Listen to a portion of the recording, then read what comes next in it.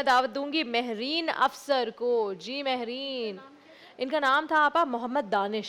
محمد دانش پہلے آئی تھی کائنات واجد, پھر محمد دانش, اور اب آپ کے سامنے کھڑی ہیں مہرین افسر. آپ کا وقت شروع ہوتا ہے اب. بسم اللہ الرحمن الرحیم. جناب صدر السلام علیکم.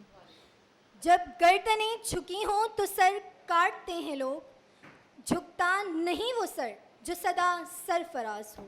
سر کاٹنا علی کا تو ممکن ہی نہیں تھا, قاتل بھی منتظر تھا کہ وقت نماز ہو. جناب والا, میری آنکھوں کے سامنے وہ منظر ہے کہ جب 12 اور 13 رجب کی درمیانی رات پروردگار عالم کا معجزہ نمودار ہونے والا ہے. دیوار کعبہ شک ہوئی, علی ابن ابی طالب کعبہ میں پیدا ہوئے. سب حیران ہیں, یہ کون, یہ کس کی ولادت ہوئی, یہ کون فاتح خیبر بن کے آیا, یہ کون کل ایمان بن کے آیا.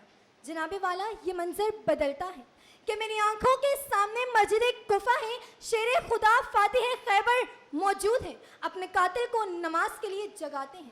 نماز شروع ہوتی ہے.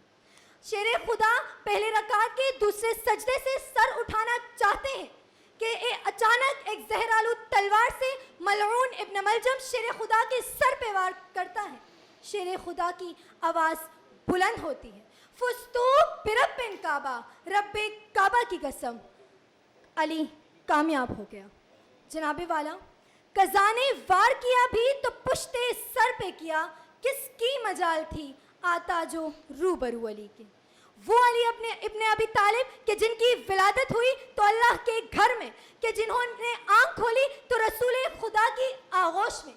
وہ علی جو کل ایمان ہے, وہ علی جو فاتح خیبر ہے, وہ علی جو دستے قدرت الہی کا ایک بہترین شاہکار ہے. ہے کون کوئی دوسرا گر ہو تو بتاؤ, ہے کون کوئی دوسرا گر ہو تو بتاؤ, دنیا میں علی کو ہی ملی یہ سعادت. اس شان سے رخصت ہوئے جس شان سے آئے, اس شان سے رخصت ہوئے جس شان سے آئے, در ازداں کی ولادت, در ازداں کی شہادت. شکریہ.